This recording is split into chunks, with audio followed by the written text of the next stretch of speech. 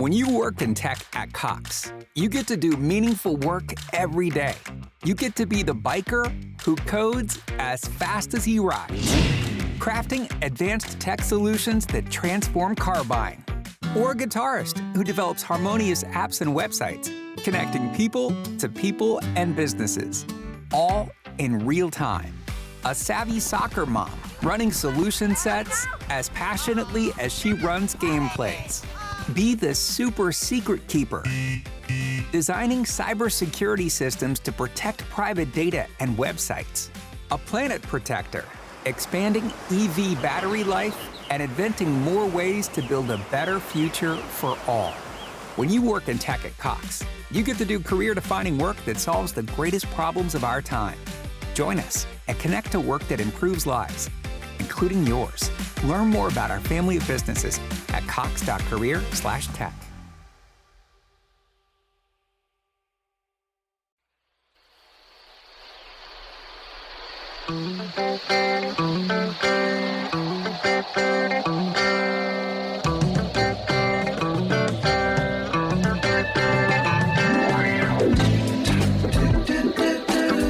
You're in a good place now.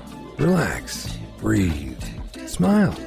You've entered into your element, the home of origin, the home of intelligence and entertainment, where relevant topics are discussed and where what you think counts, and where superior is the norm.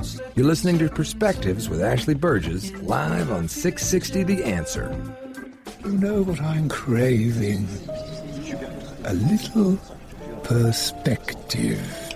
That's it. I'd like some fresh, clear, well-seasoned perspective. Can you suggest a good wine to go with that? With, what, sir? Perspective. Fresh out, I take it. I am, Very well. Since you're all out of perspective and no one else seems to have it in this bloody town, I'll make you a deal. You provide the food, I'll provide the perspective, which would go nicely with a bottle of Cheval Blanc 1940. Welcome back live to Perspectives, and I'm your host, Ashley Berges. And on tonight's show, we're discussing love. We're determining when love is true love and when it's really not. You know, I think a lot of people out there nowadays are starving for affection. They're starving for attention. And a lot of times that affection and attention gets kind of all rolled up into what they think love is. And unfortunately, a lot of people are kind of blind to know what love is. And I think that sometimes people think something's love and other people think something's love, but it's really the way that somebody's making them feel. And so I think that's interesting. We're going to talk about that tonight. Billy Boy, how you doing? I am doing wonderful. It's a great Saturday night here in the studio. It's a beautiful Saturday night. It's a little warm, but it's good. It's good. You know, and this is a really great topic that you've chosen tonight because it's something that I feel, pretty strong about. What is love? I think it depends on the context. It really does. And I think you were saying on break earlier, you were talking about how the concept of, before we came on the air, about how love is different. Yeah, I mean, it depends upon, is it romantic love? Is it love between friends, love between family, love for your pet, love for your job, love for money, inanimate object? Do you think the English language is lacking a little bit in the fact that there's just LOVE and there's no other concepts? Because I know that we were talking about how in Mexico, when you're speaking Spanish, there's different words for different types of love. Yeah, and I'll get into that here in just a few moments, but I definitely think you got it right on the head. Eric, what's going on? How you doing tonight? I am so happy to be here. I've been searching high and I've been searching low for love, but I think I found it in the studio. Studio Love. Studio of Love. The Studio of Love. Gotta use your Barry White voice there. Studio of Love. Studio of Love. It's the Quiet Storm. Love. The Quiet Storm. It always started at like 9 p.m., Let's see if we can make some love tonight. Oh, there it goes. Making love, not war. But see, I mean, he just hit on what we were talking about before we went on the air tonight, Ashley. I mean, if you want to talk about romantic love, okay, I think that what most people think a lot of times is lust. I think most people confuse the words lust with love. Well, they see sex as love. So a lot of people think sex is love. And in actuality, sex is not love. Intimacy is love. Right. Sex is not love. I mean, you can have sex with somebody you don't even like. Oh, yeah, absolutely. I mean, people do it all the time. Revenge sex. I mean, come on, let's think about all these concepts that people have. I mean, meeting somebody in a bar for 30 minutes and taking them home, that's not love. I love you. I love you. What was your name again? I love you. Well, I mean, I really think that the English language is not very good at expressing, what we mean by love. Other languages have different words, I agree. For different types of love. Like, for example, Spanish, you can say, me encanta, or me amo, or me gusta, that depending upon, what you mean by, you like this, you love that person, or, just a friendship love. Well, I see what you're saying, but I think a lot of times people take it out of context based upon the fact that they actually are starving for affection. I think that you can meet somebody and you can know them for a week and you have not once come on to them, you've not once, made any sort of sexual advances or anything like that, and that person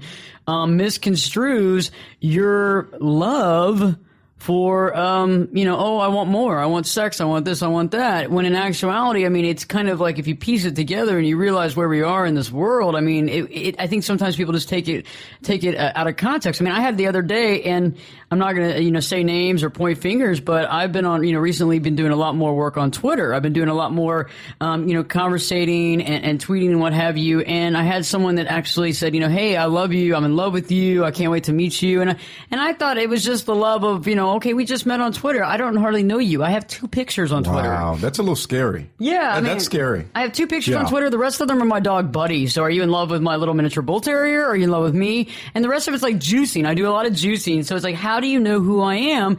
And I responded back with, well, I love you too, because I love everybody. I'm a very loving person, because love is really the only feeling we can actually really have, the only emotion we have.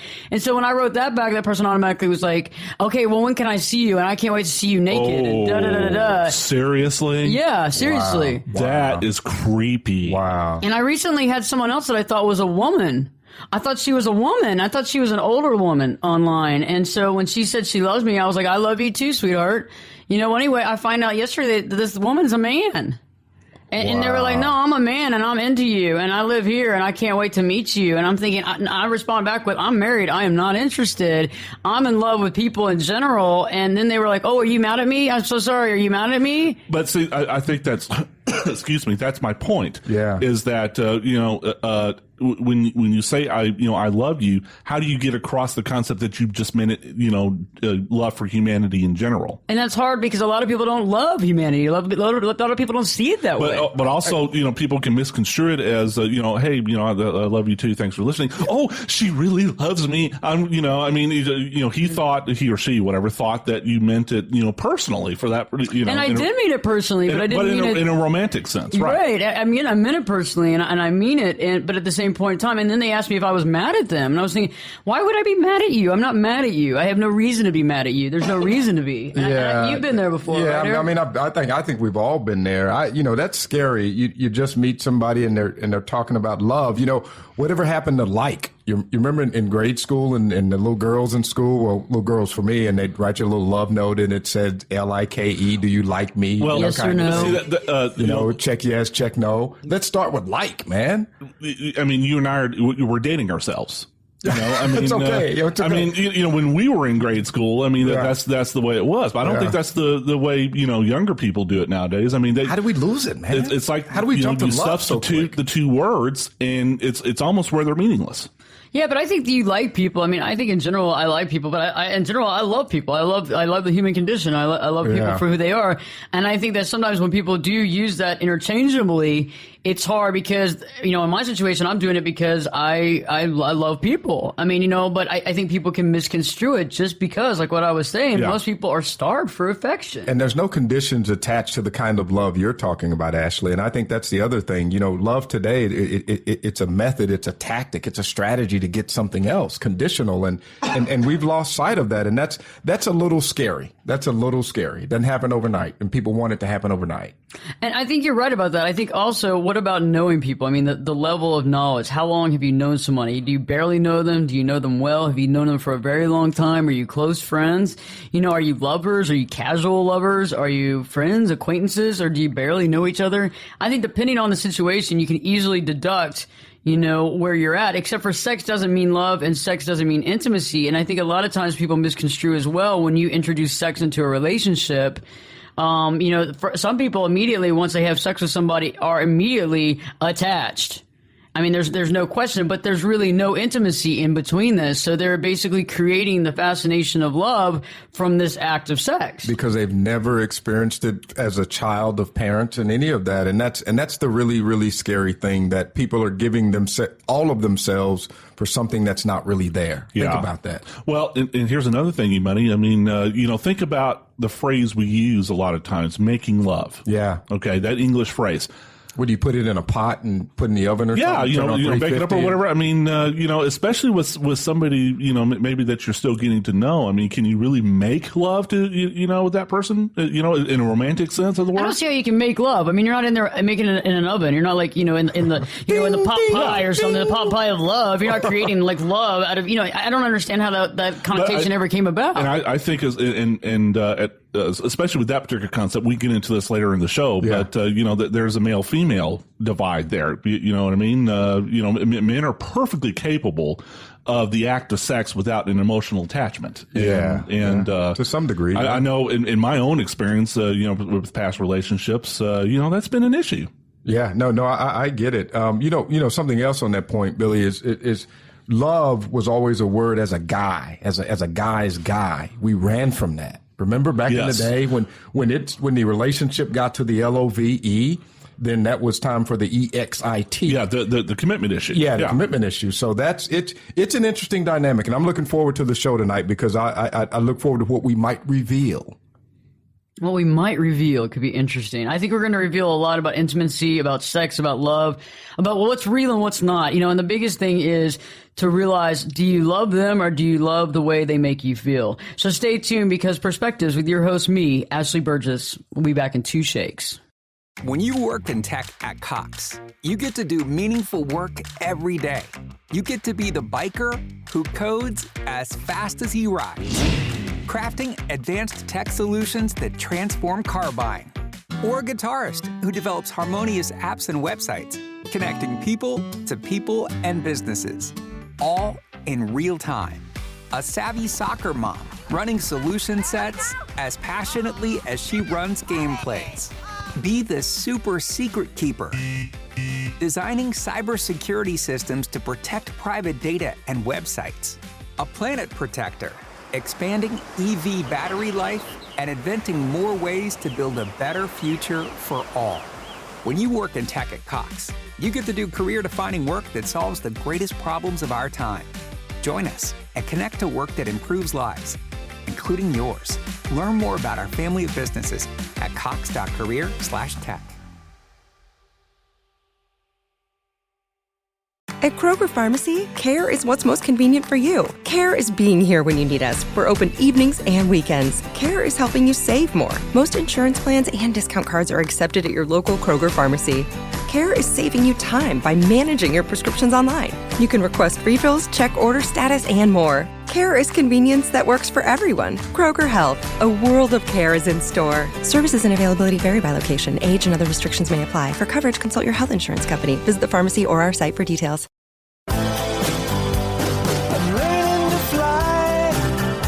Turn it up and jump in the deep end on Perspectives with Ashley Berges. The water's warm and there's a swim-up bar.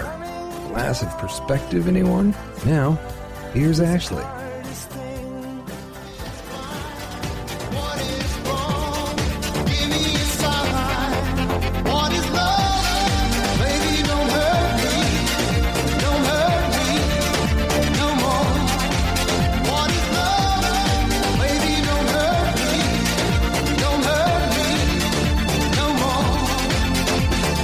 Welcome back live to Perspectives, and I'm your host, Ashley Berges. And on tonight's show, Perspectives, we're discussing love, what true love is and what true love isn't. What is love?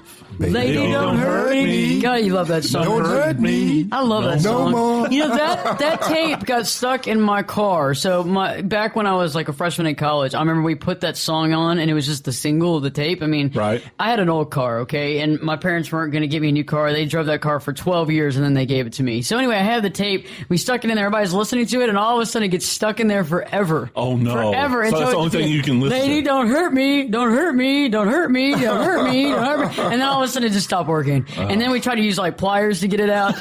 Anyway, long story short, whoever ended up buying that car for me had that tape stuck in there. And probably hates you for all eternity. Yeah. So talk about love. There's a story of hate. Don't hurt me. Yeah. Don't hurt me. Don't hurt me. But you know what?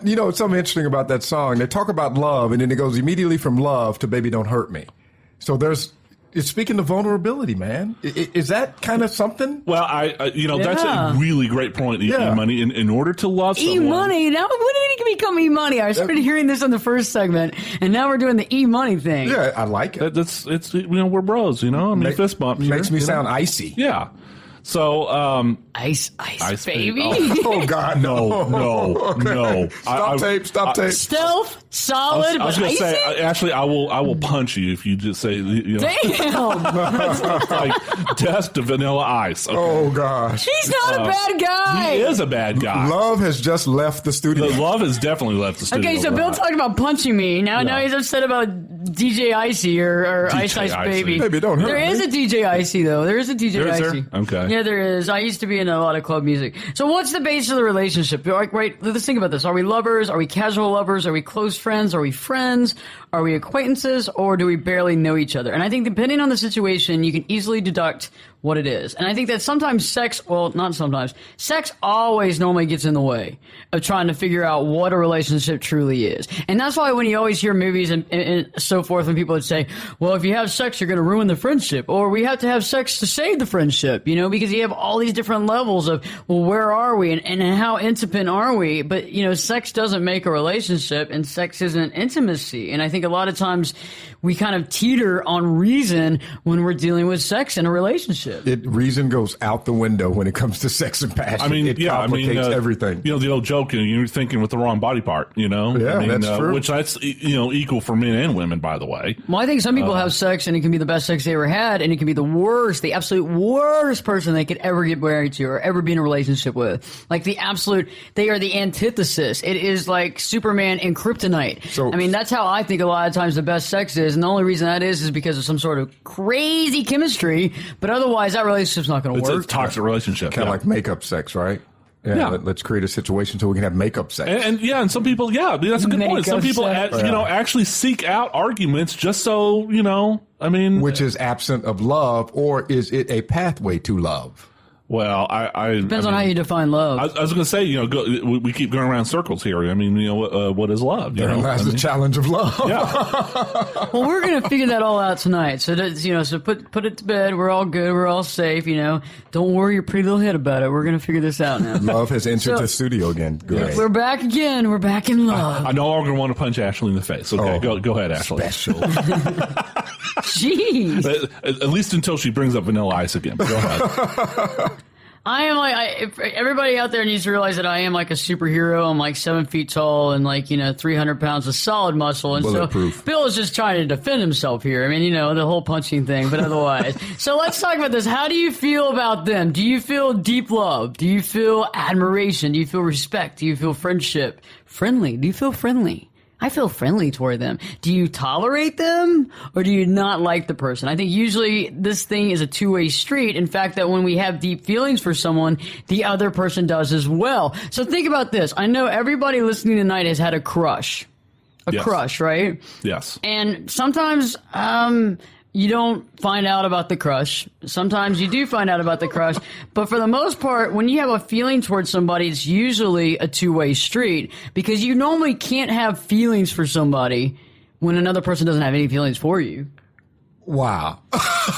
Think about that. You say crush. I go back to elementary school, grade school, and she never knew. It was always a one-sided thing. So I would have a crush on a pretty girl and she was like in love with somebody else. So crush is tough for me. That's tough. But you never told her though. I never told her because why? Because I was afraid of getting hurt. See? There you go. Ding, ding, ding, ding. What happens when you tell somebody?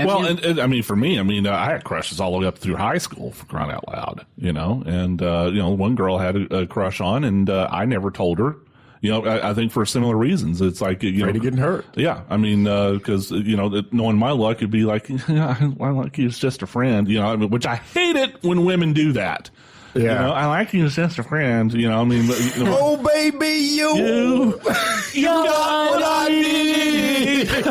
But you say he's just a friend.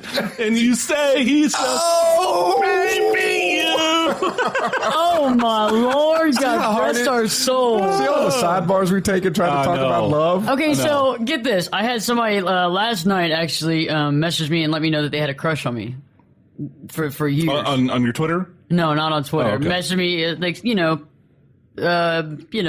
me. Oh, okay. Text message me. Okay. And they said, hey, by the way, for the last few years, I've had a crush on you.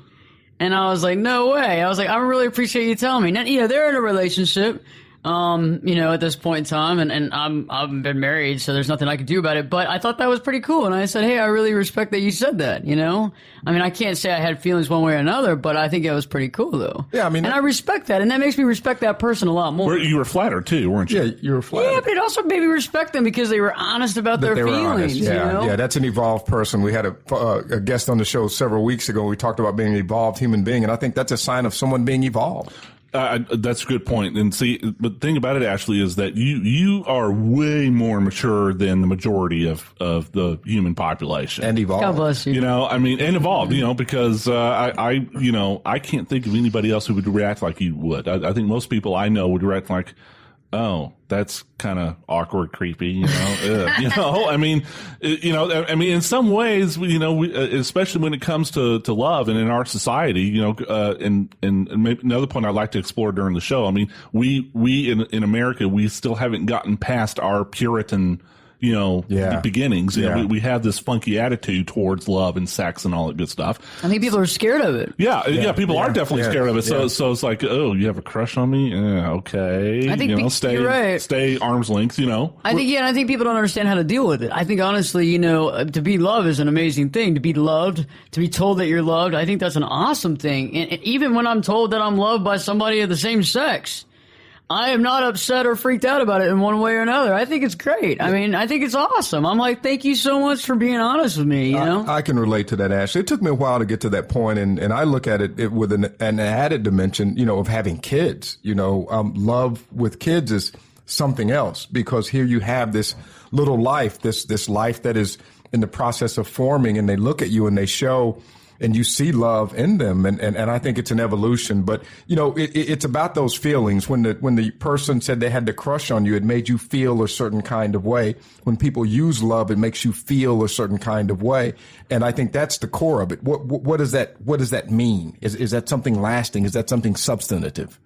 And does love indicate permanence, or at least a long-term thing? Yep, there you go. To me, it does. But, again, I don't mean to keep going around in circles. A lot of times we use that word not in a permanent sense. It's like, here's what I'm feeling right now.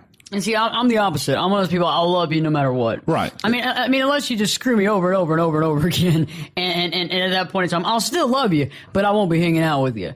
I mean, I've had people that have done some despicable things. I still love them. I still care about them, but I do not want them around me, period, one way or another, just because I know that they are just a volatile person. They're always constantly going to cause destruction around everybody, anybody, and around anybody's path. It's just the way and the nature of the beast for them, because they've never understood the concept of actually stepping up to the plate and doing the right thing.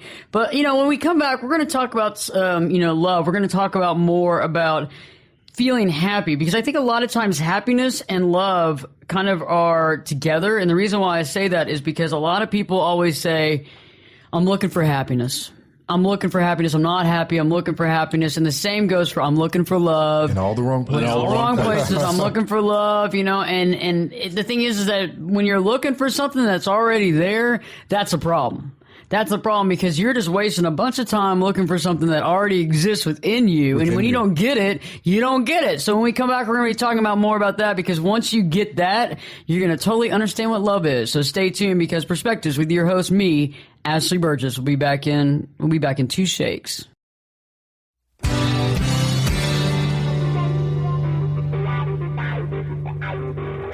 This is Jake Busey, and you're listening to Perspectives with Ashley. When you work in tech at Cox, you get to do meaningful work every day.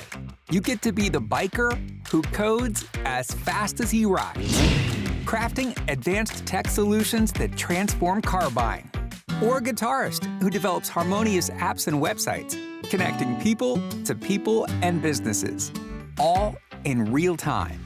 A savvy soccer mom running solution sets as passionately as she runs gameplays. Be the super secret keeper. Designing cybersecurity systems to protect private data and websites. A planet protector. Expanding EV battery life and inventing more ways to build a better future for all. When you work in tech at Cox, you get to do career-defining work that solves the greatest problems of our time. Join us and connect to work that improves lives, including yours. Learn more about our family of businesses at cox.career/tech.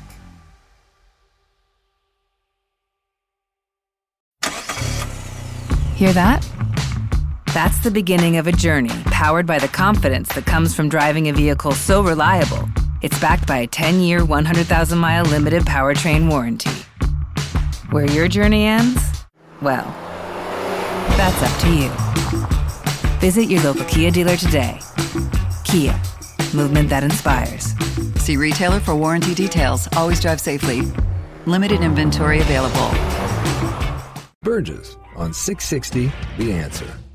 Welcome back live to Perspectives, and I'm your host, Ashley Berges. You know, tonight's show, we've been discussing love. What is love? What does love mean? Are you really in love with somebody, or do you just love the way they make you feel? And, you know, there's a lot of questions we have, because I think a lot of times nowadays people are starving for affection. They're starving for attention, and they're misconstruing this attention and this affection for love. And you might just meet somebody and you automatically think you're in love with that person, and that's far from reality. I think a lot of times, too, happiness and love go hand in hand, because we always hear everybody, or at least I do because of my position in life, you know, being a therapist and being a life coach and that kind of sort of thing, is I hear clients always tell me that they just want to be happy. Why can't I just be happy, Ashley? I just need to be happy, and I'm just looking for happiness, and I can't find happiness, and I don't know where to go for it, but I'm looking for it. And I say happiness is within you, and you've got to be able to see the happiness within you before you don't need to go look for happiness. Happiness isn't hiding around the corner. It's not hiding in the shadows behind the trash, okay? It's really right there in front of your face. And I think it's the same as love, is that people are looking for love. I'm looking for love, but they don't realize that actually love is within them. And when they start realizing that they have to, first of all, they have to love themselves. That's the key point right there, Ashley. Yep, yes. that's right. And love themselves on every level, you know, and I think a lot of times people don't do that. Also, they're people pleasers out there, you know, men and women alike. Yep. When they have sex with somebody else, they want to please them. So they think automatically, okay, if I'm pleasing somebody, then they must love me, because we're in love now. Well, that's far from reality. Yeah, you know, Ashley, and this is going to be a little bit painful for me, but I think I have to share it, because I know somebody who fits this description to a T. And you're not talking about me, are you? No, because I'm right in front of you. No. Okay. No. Okay. So, this is my mom. I mean, okay. Yeah, this is not you, Eric. My poor mother, and don't get me wrong. I mean, you know, I love my mother. I would die for her. Okay, I would do anything in the world for her. I know that. She's one of those people that she defines love by. You know, she's one of those women, she has to have a man in her life to be happy. And so she confuses love with intimacy. Oh, yeah. And, you know, we were kind of, joking about this during the break, you know, but I mean, literally, she looks for love in all the wrong places. And she's one of those people that she tends to take on the personality of her significant other. Oh. You know, where she totally buries her own personality, her own self. Because she tries to take on their personality. Right. Yeah. Because, in her mind, if she doesn't do that, then the other person won't love her. Love may not occur. Yeah. And so she's constantly selling herself short, selling herself out for something to get some sort of love. And it's heartbreaking, you know. And we see people do that all the time, but you see it from a son's perspective going, man, this really hurts. I mean, and I remember clearly, you know, when I became an adult in my 20s, you know, when I finally realized that, you know, of course, as a kid, you know, I mean, I didn't fully realize you know, what the situation was. And when I realized it, it just came as a complete shock to me. Yeah. When did you first realize it? I think in my early 20s, you know, when I'd gone away to college and then I came back, you know, because when I went away to college, I didn't go home a whole lot. Why was that? Not because I didn't want to, because money issue. Quite frankly, I couldn't afford to go. I didn't have a car. Okay. I didn't have a car back in those days. Yeah. So I couldn't afford to to go back and forth a whole lot. So you started seeing changes, though, when you had left for school and she's meeting other men or meeting people and having relationships and... But I mean, even when my brother and I were kids, I mean, you know, sense something. I mean, you know, she would just leave us on our own, you know, on Friday, Saturday night, so she could go out honky talking, and you know, and Bill's from Amarillo, by the way. I'm from Amarillo, you know, West Texas. Yeehaw, and but you know, so my brother and I sense that, you know, I mean, something's not right here. My poor brother still holds some resentments about that. Well, some people will always. You always have one that will hold resentment because they feel like, you know, they put them last. You know, you were too busy out, you know, gallivanting around, carousing to actually be a proper mom. And that's probably how he feels a little bit. Yeah, that's exactly how he feels. You hit it on the head. I get it, Billy. And I want to add a little bit to that as well. And thanks for sharing that, man, because that's honest. And that in and of itself is love. And, you know, everybody's got a little bit of that. And I think it speaks to the idea or the reality or the dimension or the idea that everybody's searching and trying to figure it out, man. Yeah. Everybody is. And parents, adults, leaders, no one's immune from the pursuit of love and maybe sometimes the misrepresentation of what love is in your everyday life. That's a great way to put it. Yeah. I mean, and I think what Ashley started this segment off with, I mean, you got to love yourself before you have to, you know, because in order to receive love, you have to be loved or give love. You have to be able to give. Yeah. And if you have nothing to give, then, you know. Yeah. Have you ever noticed, Ashley, some of the things that are most important and most critical in life or most sustaining in life are counterintuitive? Think about that. The things love, giving, sharing, you know, it's fundamentally counterintuitive and it feels awkward in the beginning, but once you acclimate yourself to it, then it becomes natural, like love. Well, yeah, like you love yourself. And I try to explain this, and this has been in several of my books, and the concept of how to love yourself. And it begins with loving yourself, being able to be alone with yourself. Yeah. And I think a lot of people aren't able to. I know more men than women, after they get divorced, actually have to remarry because they can't be on their own. They cannot have any time by themselves because That's my mom. Freak out. They cannot have alone time, and we have hands being raised here in the studio. And as well as you have to kind of date yourself. And I know that this sounds odd, but when I made a plan, this was years ago before I was ever married, and I had been through several relationships that were of good and bad stature, I believe. I mean, some that were better than others, and all the people involved were wonderful people, but just weren't possibly for me. And so I took time off and I said, okay, I'm not going to bring any baggage to another relationship. I'm just not going to do it. I'm not going to take the problems that came from the last relationship and bring it into another one, because that's how we do. We run into another relationship and then we project these issues on the other person, and then we wonder why it doesn't work. And then we go to another relationship, we do it again. And then you try to make love to make it better. Oh, yeah, to save the relationship. Which is probably the worst thing you can do. Some people even go to the step further. They get married and then they make love and then they have a kid to save the relationship. We'll go back to that later on. No. So the thing was that I didn't want to do that. So instead, I decided to date myself. And what that meant is I went from holding that phone in my hand, looking at it going, please ring, somebody just call me and want me to go do something because I can't be here by myself. Pay attention to me, yeah. Yeah, but I finally was able to put the phone in the other room. Eventually, I would make dinner for myself. I would, rent a movie at Redbox or whatever, but that wasn't around at the time. But you know what I mean? You get the idea. And I would do that kind of stuff, and I would fix food for myself, and I'd fix healthy food for myself, and I would spend time with myself. And eventually, the phone was no longer in my hand, and eventually I would find the phone in another room. Eventually, I started liking spending time with myself because I actually realized I like myself. And then I got to the point of realizing I actually love myself, and so I was able to find love. And that's in that the 10-day challenge to live your true life. That's one of the days, is to actually realize, and it takes more than a day, but to figure out how to love yourself. And once you're able to love yourself, you realize what you will not deal with, which you will not accept, period, in any relationship in your entire life. You will also realize what you're really looking for. And a lot of times we misconstrue love and sex. And I was able to see the difference after finding love within myself, that some of the relationships that I had some of the best sex in was far from a loving relationship. These were relationships that some of them, if I would have stayed in, would have probably been the death of me. Yeah. They would have taken me down to the core. I would not have my radio show. I would be a kept woman, hidden behind doors, not allowed to do anything, only allowed to have certain friends, being regulated to what I was supposed to do, and I was going to be told by a certain person that wanted control over me how I was going to live my life. Okay, no. I figured out, no, that's not what I want. If I'm going to have control over myself, it's going to be by me, not by somebody else telling me what control I'm going to have. And so when I realized, okay, this is what love is, I was able to say, oh, well, control's not love. Yeah.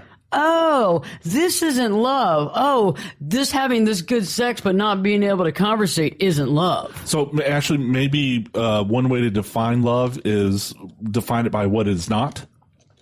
That's where we're going to start. Or where it's not. Or where it's not? Yeah. That's where we're going to start first. I met a woman, and you're right on. I met a woman in Vegas one time, and she was telling me, she goes, Ashley, we started talking. She won the lottery. It was, the cop in New York that won the lottery and gave half of it to the waitress at the I'm trying to think what place it was. They actually made a movie about it. Yeah. So they made a movie about this actual real couple. Well, we were starting to talk about it stuff, and she said, Ashley, the one thing I figured out from my abusive relationships in the past was I knew what I didn't want. I knew what I wasn't going to deal with, and I knew what I should be getting, but I first knew what I did not want to have. So when we return, we're going to talk about more about life, love. We're going to talk about more about happiness, about what love isn't, and then we're going to start getting into what love is. So stay tuned, because Perspectives with your host, me, Ashley Berges, we'll be back in 2 shakes.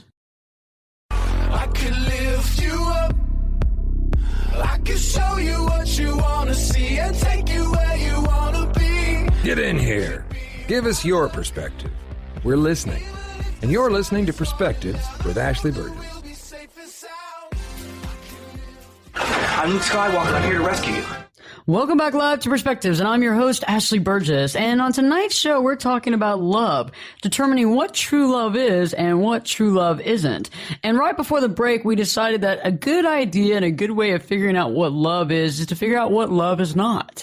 And right before the break, I was talking about a story. Hardy fiber cement siding is proven to withstand water, pests, and fire better than wood-based siding. And it looks better while doing it. Hardy siding has been chosen for 10 million homes and counting. See the proof at jameshardy.com. I met this couple in Vegas years ago, and they were actually the couple. It was like the winning lottery. It was the New York PD cop that actually won the lottery and shared the lottery money with a waitress of a place that he actually visited every morning. And the cool thing about that is, I guess she was his waitress in the morning, and he would eat there and stuff like that. So they actually shared the lottery ticket. And I remember I was talking to her, and I said, what makes good love? And she goes, well, I know one thing that makes a good relationship. It is not this. And she said she had been through an abusive relationship. She had been through all this kind of stuff. And all in all, she knew what love wasn't. And, earlier I was talking about, spending time with yourself and getting to know yourself and to love yourself and to spend time with yourself. And once you realize how to find love within yourself, and that is basically treating yourself almost like another person, like finding love within yourself, understanding who you are, because a lot of times we take ourselves for granted. Because we're just us, we're always there. I mean, what are we going to do, and sometimes people get scared of being by themselves, and that's why a lot of people remarry very quickly after they're divorced or widowed, because they can't spend time by themselves, and they've never really gotten to know themselves before then, so what are they going to do now? Yeah, that describes my mom to a T. We got through talking about her last segment, but yeah, I mean, she went from relationship to relationship, finally hooked up with this guy who flat out told her, I'm not going to marry you. He'd been in a couple of marriages and was burned by it, and said, I'm not going to ever get married again. And she stuck with him for almost 15 years in the hope that she could somehow turn him around. And in the end of the day, he kicked her out. Kicked her to the curb, literally kicked her to the curb. That's pretty interesting. And Ashley talked about some earlier, and she took control of her pursuit of love and seeking of love, and decided to go within herself. And you said something earlier, Bill, talking about the Puritan aspects and elements of how we see society even today in America. And it's kind of weird.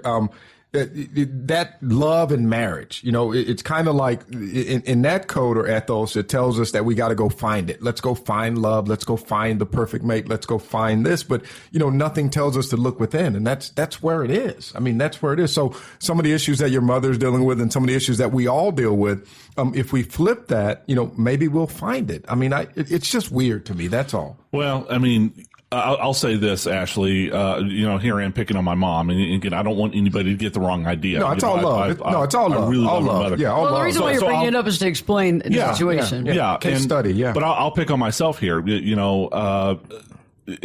My issues when it comes to relationships, especially romantic relationships, is I have a hard time opening myself up to someone else. I like myself.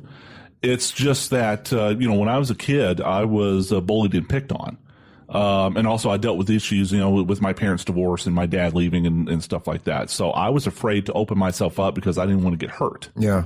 So it was I wouldn't say very late, but relatively late in life before I had my first serious romantic relationship. Yeah. Wow. And see, I've got a different dimension to that, Bill, in that love, I always ran from it because when I give all. And as a guy and as an athlete and all of that, I ran from it. And I was one of those people who use love or use the idea of love strategically. I had no intent of committing. I had no intent of anything. But hey, if love is going to get me what I want, then I'll be loved. Well, and Erica, I'll ask you this. Because like you said, you were an athlete, and of course you were probably fairly pampered, to a degree, growing up, yeah. and so. Therefore, you didn't have to worry about that because those things just were kind of, given to you. Yeah, but that was physical. And it left a huge gap in my life as I got older because I realized that I missed out on something. Right. And yes, we were pampered, but it was conditional. We worked hard. I'm not going to say that for all the athletes out there. We worked absolutely. We worked our rear ends off, especially here in Texas, and it's 120 degrees at 2-a-days. But that conditional relationship, people liked me, not for me, because it was because of who I am and what I did. Yeah. And which speaks again to love to a degree.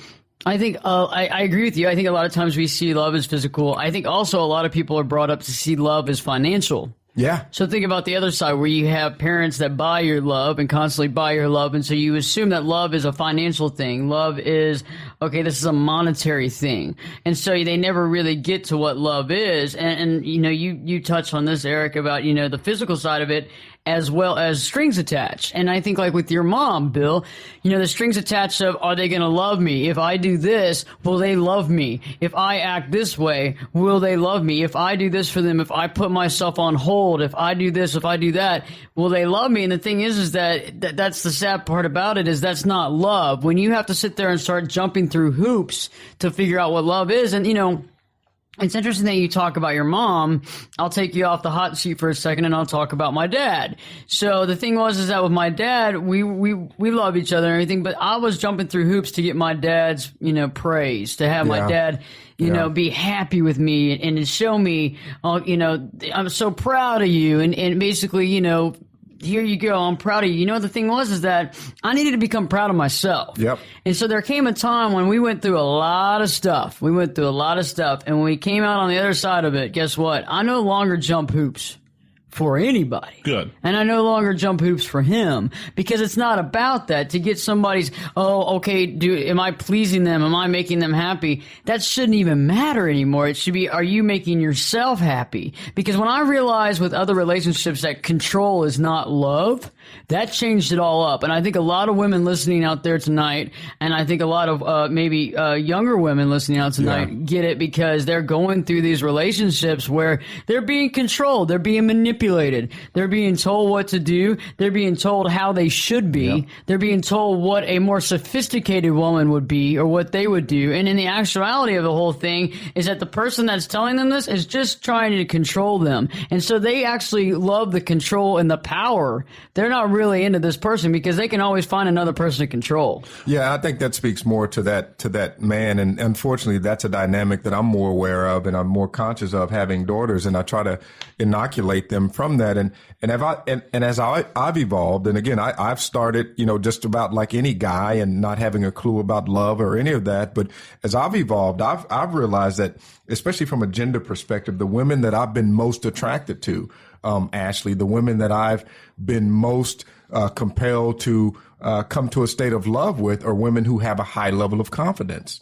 And that's attractive to me. And I think that's an issue that a lot of women struggle with nowadays. Yeah. You know, I mean, and that's tough, because a woman who loves herself, it's like a rare jewel, and because she's so beautiful because of that, and it radiates because she is love. Yeah. Yeah. And that's an unfortunate thing. Go ahead, Bill. Well, I was going to say, you know, Ashley, I mean, I think you brought up a subject I wanted to touch on, which is the kind of the gender divide or gender gap when it comes to the definition of love.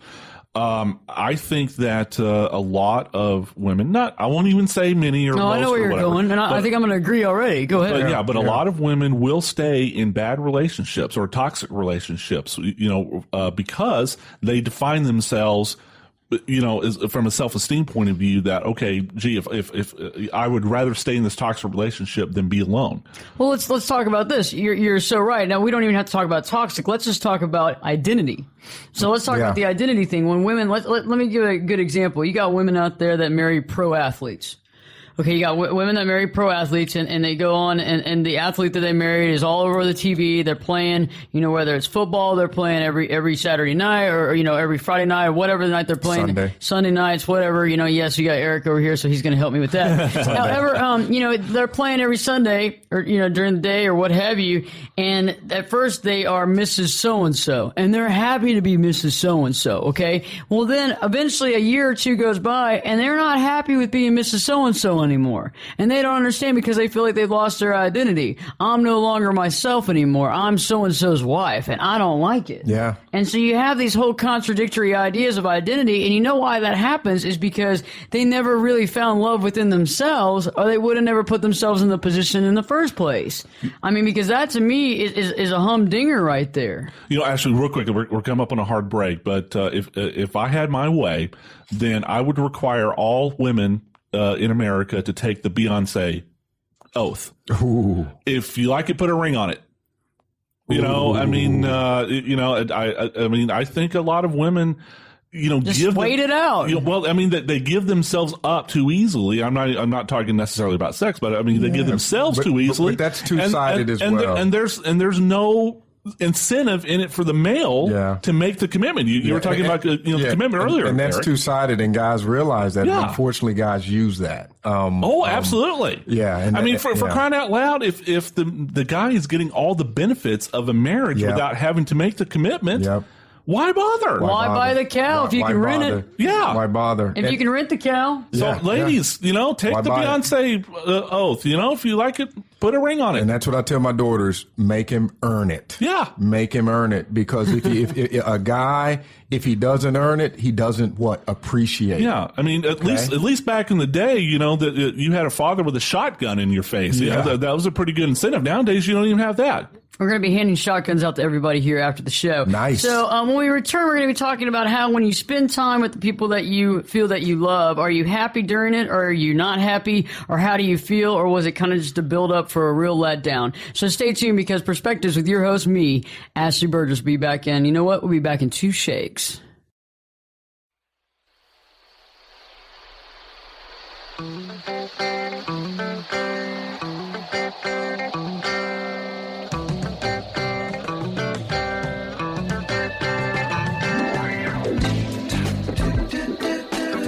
You're in a good place now. Relax, breathe, smile. You've entered into your element, the home of origin, the home of intelligence and entertainment, where relevant topics are discussed and where what you think counts, and where superior is the norm.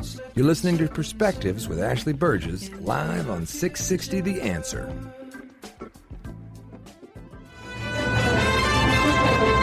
I love you. I know. Welcome back live to Perspectives, and I'm your host, Ashley Berges. And if you're just now joining us tonight, we've been talking about love, what love is and what love is not. I think a lot of times in life, we think that certain things are love, and it is not love at all. It could be lust, it could be sex, it could be the opposite of love. And I think that we've been talking about earlier about how to really figure out what love isn't.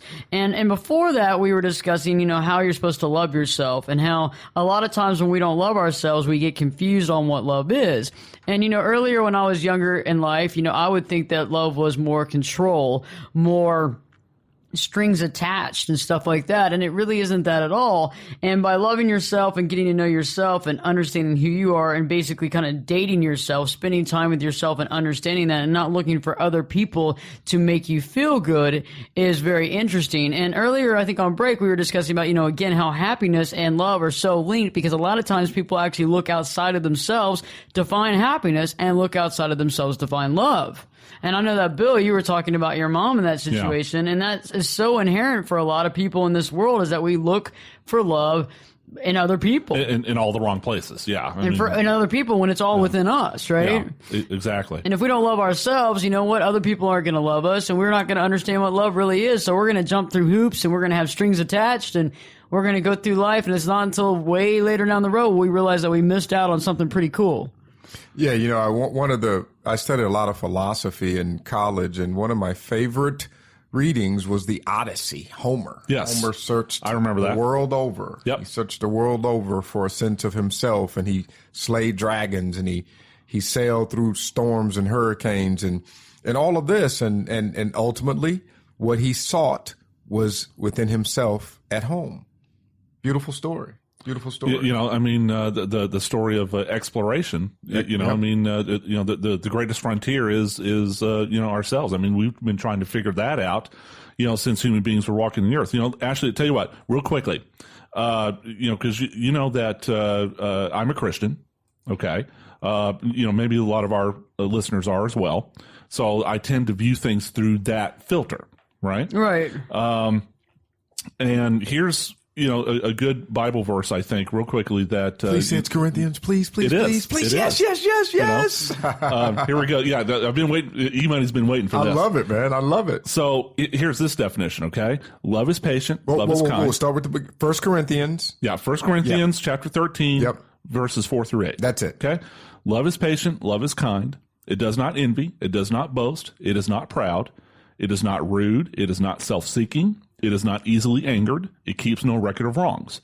Love does not delight in evil, but rejoices with the truth. It always protects, always trusts, always hopes, always perseveres. Love never fails. Now, 2 points on that real quickly, Ashley. First of all, I don't think you have to be a Christian necessarily to agree with that philosophy. Not at all. It's just beautiful in and of itself. And I think a lot of religions or a lot of philosophical systems have similar ideas. Yeah. But secondly, you can apply those passages to whatever type of love you're talking about. Not only romantic love, although St. Paul was talking in the context of marriage between a man and a woman in that letter. But I think you can apply that to friendships. You can apply that to families. You can apply that to whatever type of love that you're talking about. Yeah, I agree with you on that. I believe that you can love. I believe you can love everybody. I believe that you can honestly love everybody. I think sometimes we get caught up in the reality of what love is or what we think love is when we don't really know what love is. And I think a sidebar I kind of want to go down right now. I want to try the side street real quick. Is that get your motor running? Taking a detour here. Go ahead. Get your motor running.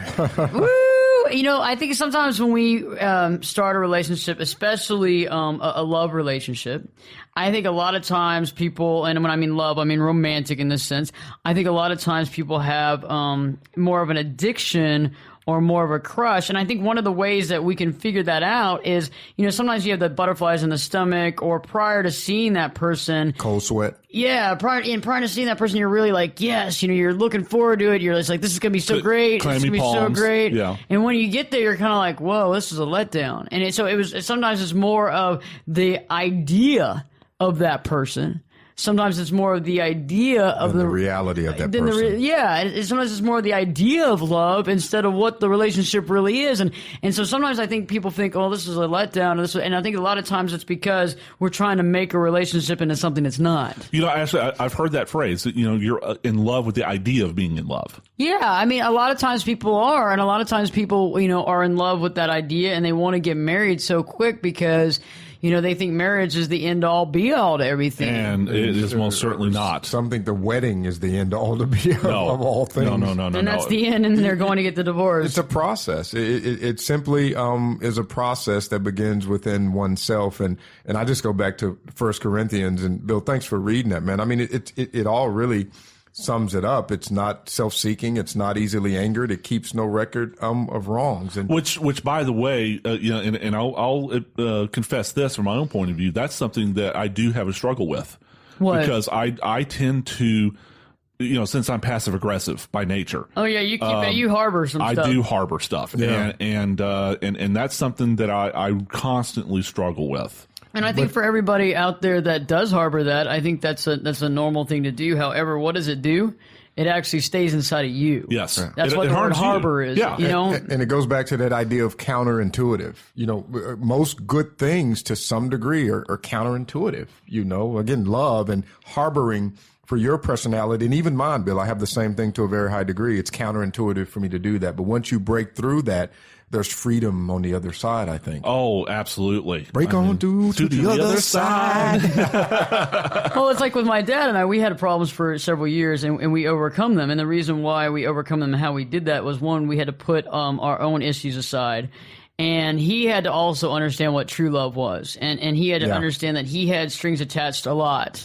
And he came up from an upbringing like that. And so he thought I had to jump through these hoops. And when I said, hey, I'm not interested in doing that anymore, he saw that as going against him, like a strike, like a preemptive strike. And he was like, I don't like this at all. But I was saying, the thing is that we can love each other, but it doesn't have to be like this game.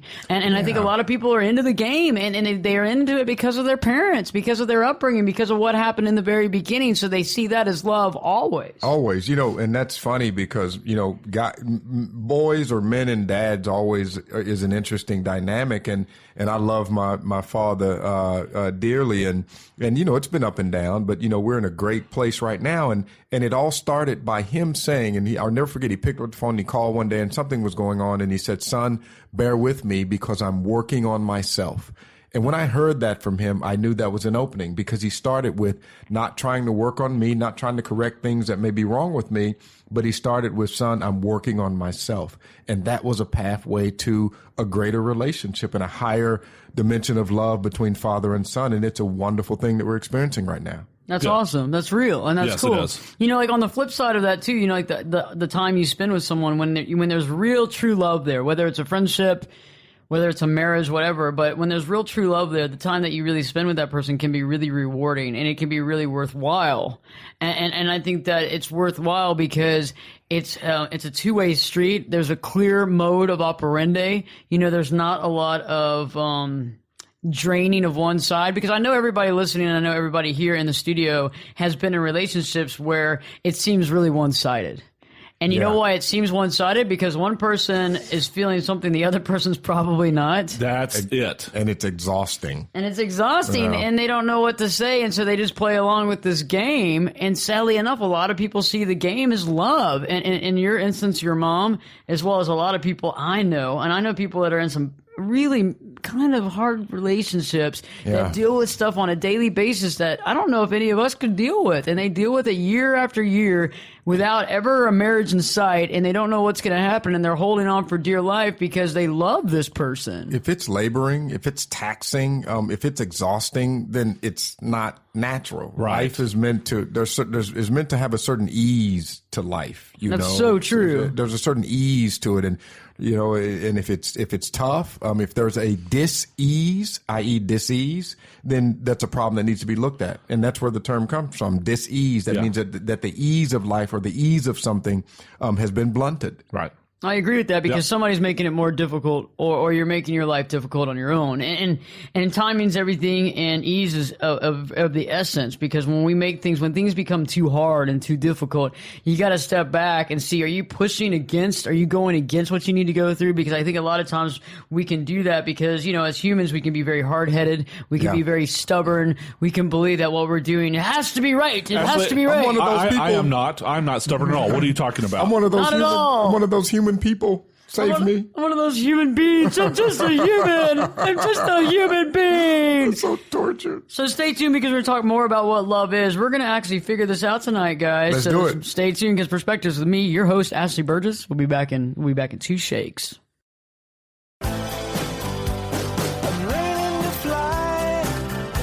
Turn it up and jump in the deep end on Perspectives with Ashley Berges. The water's warm and there's a swim-up bar. Glass of perspective, anyone? Now, Here's Ashley. Welcome back live to Perspectives, and I'm your host, Ashley Berges. And on tonight's show, we've been discussing what true love is and what love isn't. You know, a lot of times it's hard for us to understand what love is because we've been either schooled to believe it's strings attached. We've been schooled to believe that love, you know, comes with all these little different modifications. We've also believed that love is certain things just because we've lived that way. We really don't know what true love is. And earlier we were talking about how, you know, one of the bases of understanding what love is to know and to love yourself. And I think a lot of people just don't love themselves. I mean, I know people every day that say that they just don't even like themselves.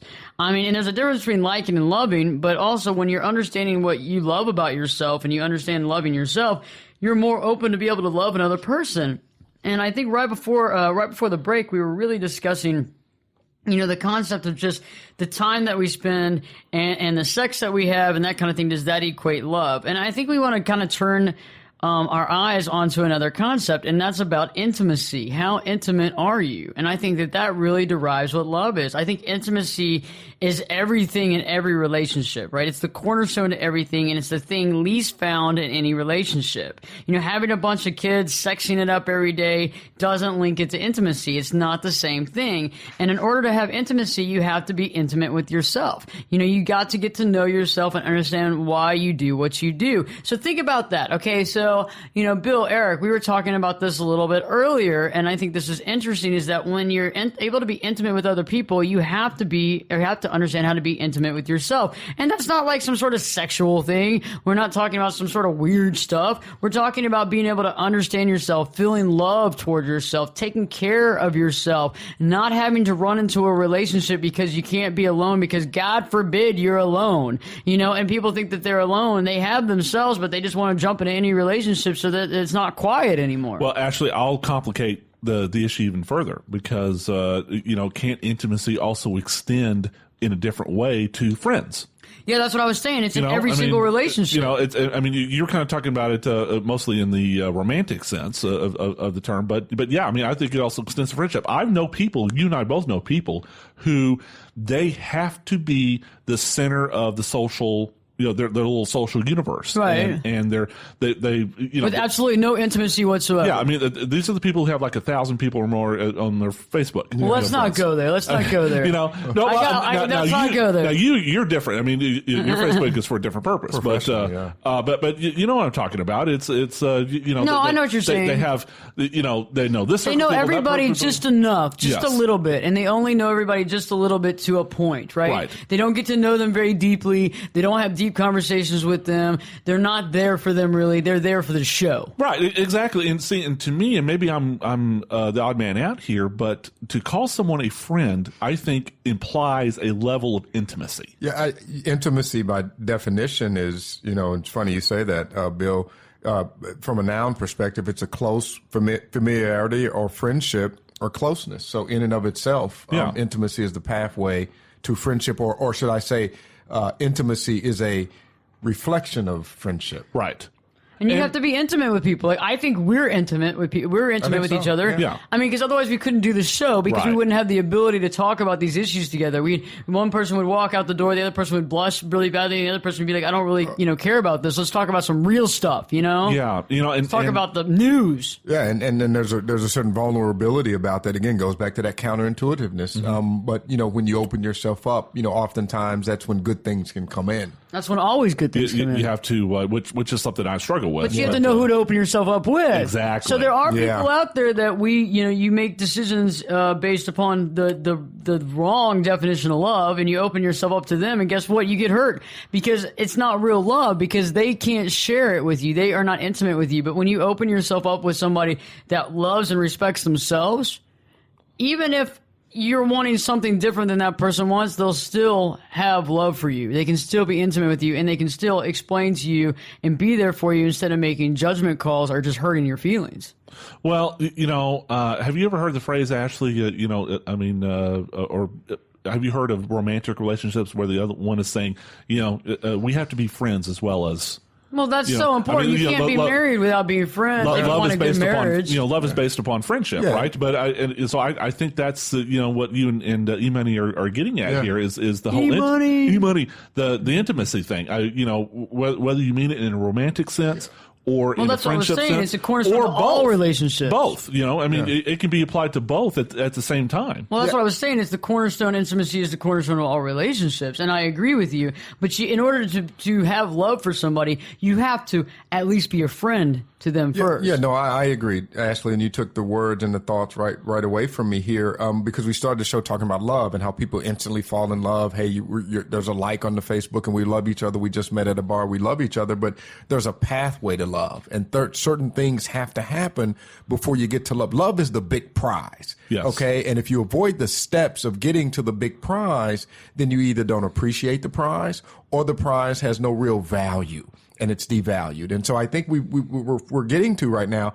is that love can exist and love can be found, but there are certain steps to get there. One of the steps is looking internally first. Some of the other steps are looking at it through the context of friendship and allowing it to evolve. Another step is looking at it through intimacy and allowing it to evolve. Is that a rational kind of way to look at it? Well, it is, and maybe that's the difficulty people have, because ultimately love is an emotional concept. Yeah. And how long has the human species struggled to define love? I mean, and maybe sometimes from the beginning, if you put it in just mere words, without the meaning behind those words, I mean, it's like you said, Eric. I think it devalues itself. Well, how you define it, how you see your relationship with yourself, I think is so important. I mean, if you see your relationship as yourself as you're barely getting by, if you see your relationship with yourself as I really can't stand myself, or I'm just allowing myself to be. I mean, I think a lot of times we come from a standpoint of where our head is, where our heart is for our own relationship with ourselves. Yeah. I mean, like for example, when people get married as many times as possible because they don't want to be alone.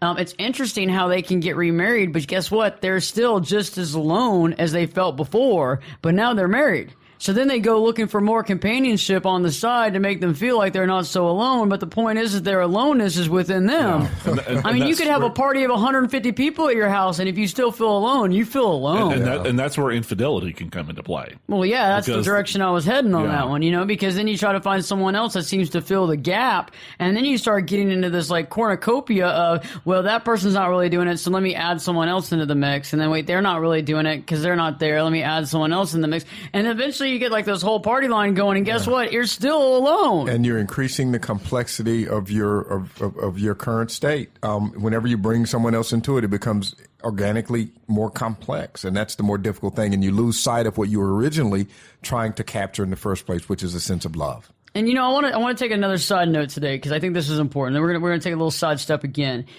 A lot of us, we love people, and I think a lot of people listening tonight, they prefer to love than hurt, than hate, than be sad, than be angry. So they really want to show the love. But I think there's some conditions that people have, including borderline personality disorder. And I know like some people listening right now will be like, what's borderline personality disorder? And we can talk about that on another show. But that's when a lot of people that have certain conditions can really suck you in. And sometimes people that are really just open for relationship, they see somebody and they see them as very different, very exciting. And when you meet people who tend to sweep you off your feet really quickly and really fast and really emotionally, be careful. Danger. Because you could be stepping into a minefield of BPD, which is borderline personality disorder. When the fire is too hot, you can get burned. Been there. You can. Been there. And those disorders can just really, they can bring you in so fast and furious. Yeah, especially if you have what I was told once a long time ago is a savior complex. You're around people and you think that by saving them, you're showing a sense of love towards them. But what you're setting yourself up for is dis-ease, complexity, and exhaustion. And that's not a good thing. Eric, I was saying earlier, my mom got hooked up, with this guy and, in a relationship for about 15 years. That describes him to a T. He's the savior. He was convinced that my mother needed saving. He was convinced that, her parents didn't raise her right, and none of the rest of us ever treated her right, and she also had physical issues, and he had to save her, and it took him 15 years to realize, first of all, her physical issues weren't going to get any better. In fact, they got worse. But once he was convinced that she wasn't going to let the idea of marriage go, then he used an excuse to kick her to the curb. Yeah. And see, there you go. And let's continue that conversation when we come back from break, because you really touched on a lot of good stuff that we need to talk about. Great stuff. So stay tuned, because guess what? Perspectives with your host, Ashley Berges. We'll be back in, you know what? I'll be back in 2 shakes.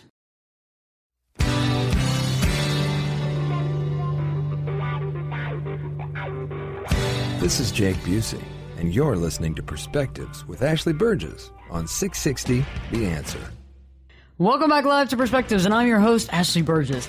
We've been talking tonight about what love is and what love is not, how to figure out if you're in love, how to figure out what love is with other people. And right before the break, we were talking about intimacy and how intimacy is the cornerstone of every relationship, and how it's so important, because intimacy, you're supposed to be intimate with yourself, you're supposed to have intimacy with other people, and that's what love really is. It's not about sex, it's not about control. And earlier we were talking about also conditions, and sometimes this is a sidebar, but some of us get hooked into the glitz and glam of certain people that really come on very strongly. And a lot of times that can be also characterized as a situation called borderline personality disorder. We meet people who tend to sweep you off your feet emotionally very fast, and you could be really stepping into a minefield in that situation. And sometimes these disorders that we run into, they kind of run on a fast and furious situation, and it applies for both men and females. So sometimes when you're in a relationship and it seems to be moving extremely fast, you want to slow it down. You need to see it for what it really is before you find yourself in a problem situation. Because sometimes you can be, like when people say it was a whirlwind affair, it was a whirlwind. Well, there's a reason why it's a whirlwind. I mean, there's a reason why it feels like you're in the center of a tornado, okay?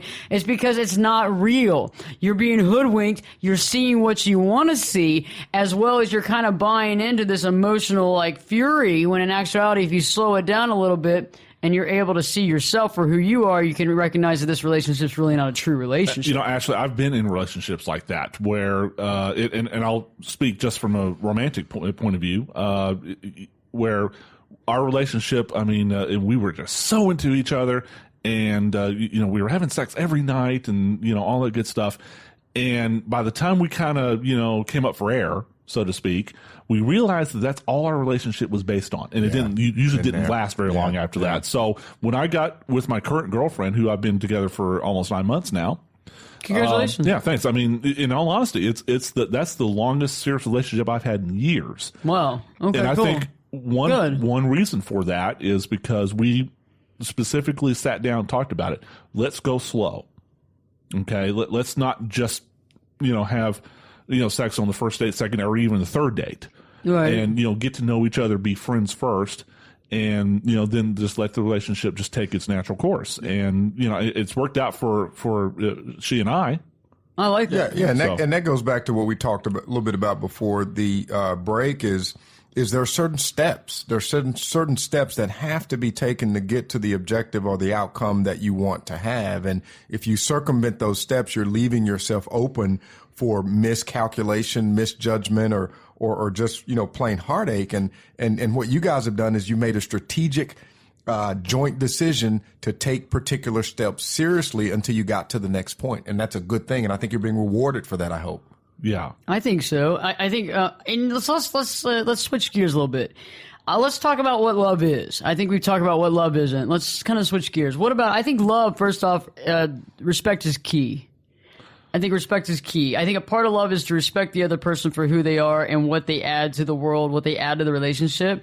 And if you don't respect the person, right, you really need to rethink the relationship. If you don't respect them now, you're never going to respect them. Respect is essential to real love, right? And you can love someone as a child, as a friend, maybe perhaps, and not truly always respect their choices. However, I think in order to have a lasting relationship, you've got to respect the person. And again, I'll pick on myself here, Ashley.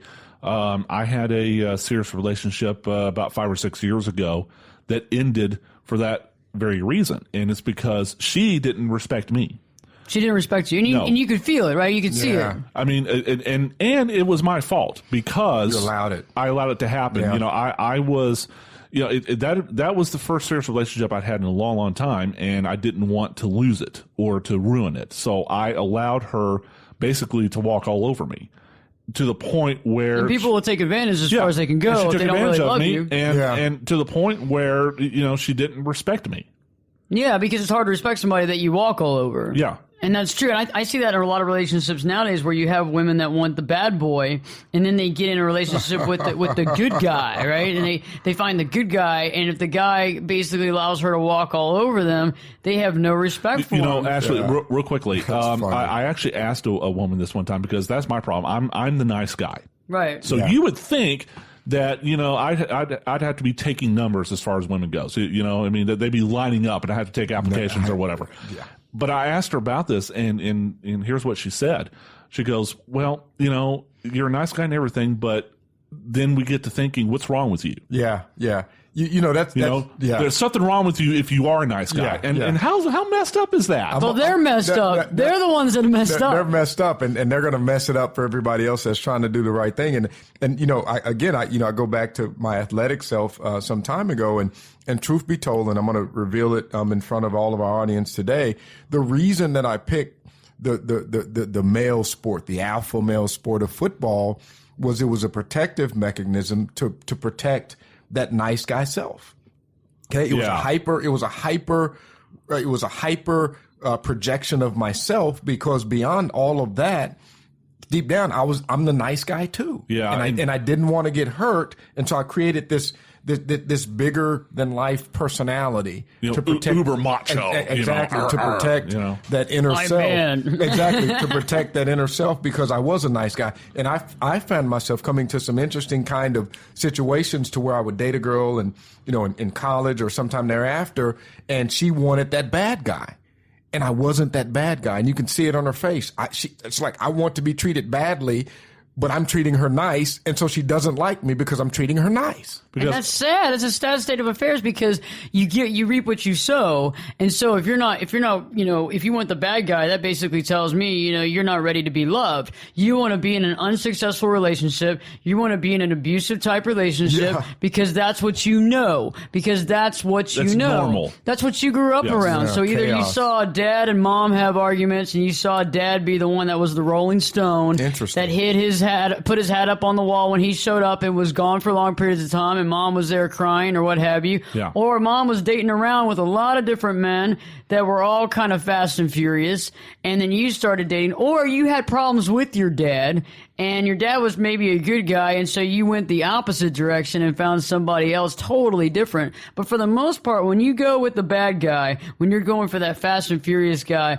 you're not going for love. Yeah. You're going because you're trying to prove a point. You're going because you're sowing your oats, or you're going because you have no idea what love is. Because, they don't marry them, and if they do marry them, they always divorce them. And I'll tell you something that love is not either. And I think a lot of women fall into this category, not to pick on women or anything, but they get with the bad boy because they want to tame the beast. Yeah. And turn him into something that he's not. And in that relationship I was just talking about that I was in a few minutes ago, she basically used me as a Ken doll. Yeah. And wanted to turn me into her ideal.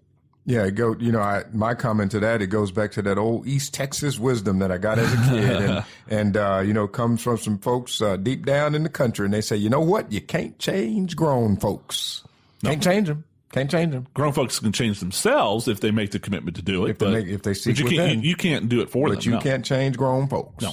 And I think that's something. I think you're right about that. I think there's something within people, to go after certain things. I know people that go after, in relationships, married people all the time, and they go for that. Why? Because they don't want to have a relationship. They really internally don't want it to work. And so I think when you figure out yourself and you start understanding how to love yourself, that's when all these things are going to come clear to you, and you're going to understand why you've made these decisions for so long. But until you get to know yourself and you just keep going into relationship to relationship, you're going to make some not so good choices. Know thyself. You have to. And so lastly, before we go to break, let's talk about one more thing. And that is to allow other people to grow, to care for the other person without judgment. And I think that usually, judgment enters into a relationship both ways. One person is usually not the judgment only, but both people. Because I know I've had relationships, both friendships and romantic relationship that, that I've loved the other person.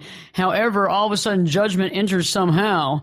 And when judgment enters, that changes the whole relationship. I mean, especially even in a friendship, if somebody's judging your actions or judging who you are based upon whatever, I mean, a lot of times it's hard not to retaliate with more judgment. Yeah. And I think that once you allow judgment and you start disrespecting the other person, no matter if it's a friendship, no matter what it is, it's downhill. Well, Ashley, I guess we can't help it.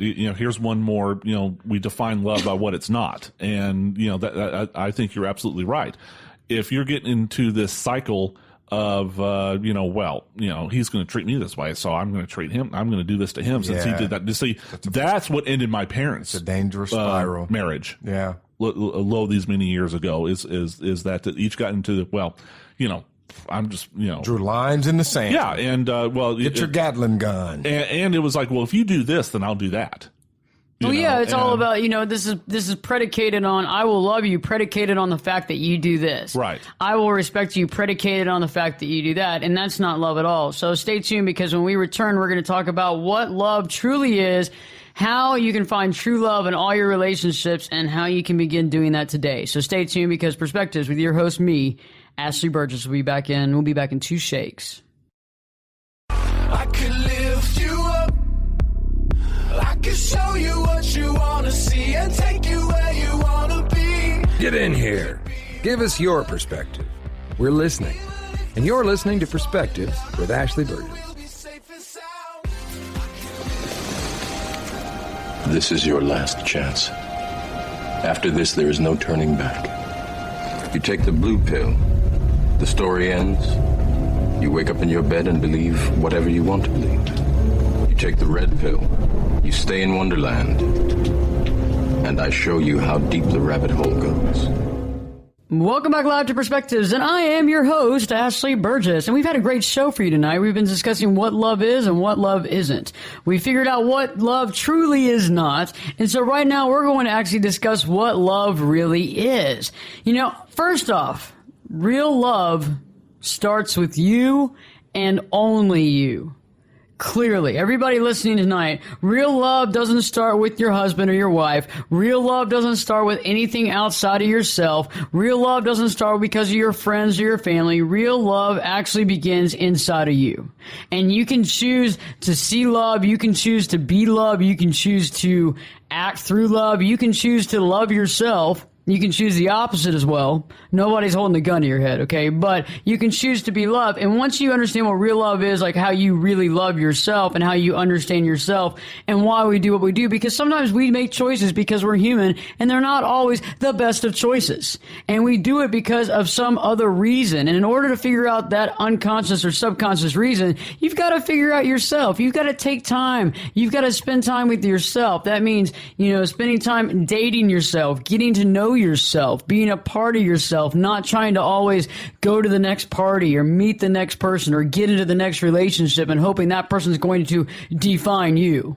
Because that's what people do. I love it, Ashley. You just saved me a lot of gas and a lot of roses. I guess, and we've been talking about this a lot, primarily from the perspective of being single and the pursuit of love. And I think that's a wonderful statement, even within the context of a marriage, because, let's face it, marriage is sometimes a challenge, and we have our ups and downs. But, for all the married folks out there, you can still be in a marriage, still love your spouse, but love yourself as well within that context. And, Imani, you can give yourself roses. It's okay. It's okay? Yeah, give yourself roses, because man. I am an evolved human being. Just give yourself and say, oh, thank you, self. I'm how loving nice. on me. Or in my case, it'd be like, okay, what did you do wrong? No, I'm kidding. Oh, that's hilarious. Conditional. Love me some me. That's what love ain't right there, no, man. it is not. What did I do? Yeah.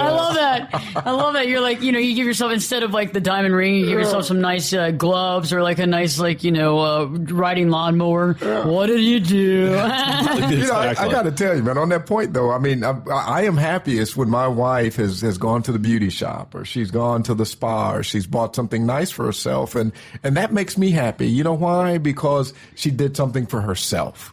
And that's a good thing. She's treating herself well. She's treating herself well. So for all you married folks in there, celebrate the love of self within a marriage and celebrate that in your spouse, because you know what, it makes for a better experience. And real quickly, Ashley, before you go to the next point, I think that's the number one thing I'm taking from this show tonight. Date yourself. Yeah. I've never considered that before. Dating yourself is awesome, and I did it for a period of time, before I ever got married, and I just did not want to take that baggage, that luggage, those Louis Vuitton trunks into another relationship, and I just put my foot down and said, I'm just not going to do this, because I started seeing a pattern. And I think for everybody listening tonight, the human condition offers itself patterns, right? We get these patterns in people, and they come in the form of different people. They can come in the form of the same people, but when you keep taking the bait over and over again, that's called a pattern. And a lot of times we find ourselves in those patterns. You know what those patterns are trying to tell us? These are the most important things you need to learn. Yep. And if you continue to keep putting that on the back burner, we're going to keep dishing you up this same pattern. We're going to keep dishing up these same issues. You're going to find the same problems. And guess what? You're not going to figure it out until you look within inside of yourself. And you're right, Bill. It's the same as happiness, too. So think about happiness. You can't find happiness outside of yourself. And I think that happiness and love go hand in hand a lot of times, well, all the time, because really, if you don't find love, if you don't have love, you can't be happy. I mean, that's why we're here. So if you're missing that component of love, then you're probably walking around every day going, I really freaking hate this crap. I mean, I have no idea what I'm doing. I'm running around in a circle. I'm not getting anywhere in life. So think about it. Happiness is within you, though, which is so funny because people think it's elusive. They think it's hiding behind some door. They think, oh, if I unlock this, or if I make this amount of money, or if I buy this car, or if I do this or do that, I'm going to finally get happiness. And then guess what? Happiness isn't there again. Poof, it's gone. But you know what? Happiness is inside of you. And when you allow yourself to honestly be loving and be happy and put yourself out there, you can find true happiness. When you're not sitting there guarding yourself, you're not hanging out, you're not wearing the pads and the uniform, you don't have the castle mode up, you're going to do fine. It's going to be okay. Nobody's going to come and get you. You're going to be fine. I just had an Al Green moment. Love and happiness. Love and happiness. For all you people out there, go plug in some Al Green, some love and happiness. It'll make you do right. It will. You do right, but you don't want to do wrong. It'll make you do right. I love that. Love and happiness. Al Green, baby. Al Green, baby. You know, and also love is paramount, right? It doesn't equate to sex. Okay, sex is a byproduct, but it doesn't equate to sex. Okay? For all you young girls out there, for all you teenagers out there, love does not equate to sex. Amen. For everybody that's going through a divorce and looking for somebody else, love does not equate sex. Take the Beyonce pledge, ladies. If you like it, put a ring on it. Right, all the guys out there are going to hate me for it, but hey, love does not equate to sex. That's the reality. No, it doesn't. And so don't try to fake it. You know, I mean, you can have a great relationship and it's not all based around sex, because we all know that we've all had those relationships where it was all about sex. There was nothing more to it. And you know what? Those last about a second.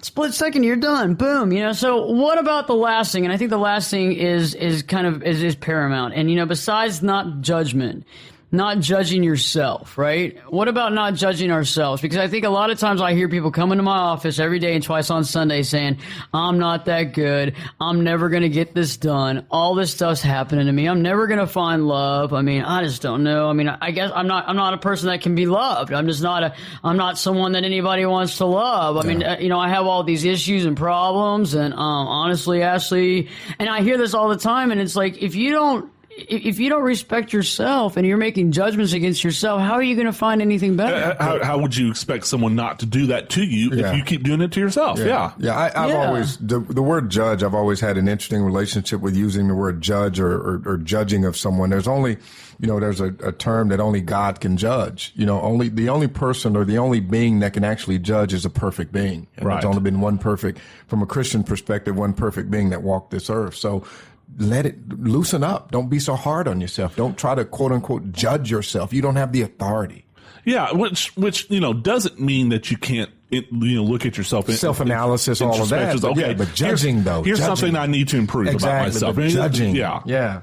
But making judgment calls, because other people will judge you too. I mean, like we've talked about this on previous shows, you know, if I walked in here and said, man, I'm the worst talk show host in the world, everybody out there listening is going to be like, man, she has something to say about that. She probably is. Click. You know? Otherwise, if I say I'm the best of the best of the best, sir, tune in. People are going to be like, you know what? Yeah, she is good. She is good. Yeah, she's got something there. Tune in. So, like, think about that. You got to respect yourself. You got to RESPCT, respect yourself, because if you don't, nobody else is going to do it for you. Aretha? Aretha. Bringing her in the house. And the whole idea of defining yourself. I mean, the coolest thing about this lifetime, about being a human, is one really cool thing.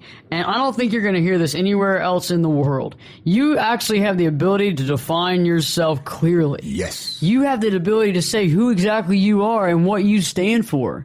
And you don't have to side with anybody. You are original. We're all unique. That's the whole reason why we're here. And until you can actually embrace your unique qualities and who you are, you're nothing. You don't have it together. You can't find love, because if you can't embrace the things that make you different, you don't love yourself. You don't love yourself because you don't fit in. And why do you have to fit in? What's all about fitting in anyway? That's what it's all about. Fitting into what? You know, Ashley, I've said this on previous shows. You remember the co-worker from Heck? You know, I'll say it, coworker from hell. You know that I bring it in for the real thing. Yeah, you know, the coworker from hell. You know that it was my displeasure to work with as a quality control assistant in my previous life. You know, like you never asked her how she's doing, because she will tell you, and it was never a happy story. One of the most common complaints she had was that you know, nobody loves me. I've never been married. You know, blah blah blah. And I didn't say this to her because I didn't want to. You know, well, first of all, because you know, she'd start crying. I'll say it. Who would want to marry you? Yeah, exactly. I mean, I wouldn't want to marry her. You know, I mean, you don't want to wake up every day feeling like it's the end of the world.